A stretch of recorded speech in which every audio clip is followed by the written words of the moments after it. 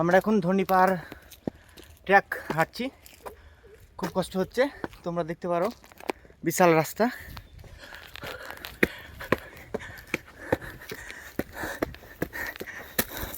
তুমি কিছু বলতে চাও? কেমন লাগছে তোমাকে? নাইস। হ্যাঁ দেববাবু, তোমার কেমন লাগছে? কিছু বলতে চাও? সেই ঠিক। ছেলেটা আরে বলো, এটা রাস্তাতে বাইক নিয়ে উঠবে বলো।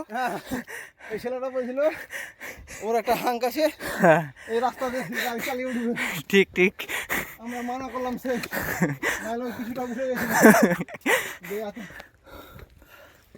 যখন আমি ভাবলাম যে ভারতের ভালো বাইক চালানো কমান হয়ে যাবে, মানা করা হয়েছে।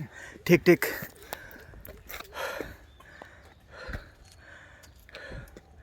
আমার গাড়ির টায়ারটা ঠিক না, সে নাহলে আমি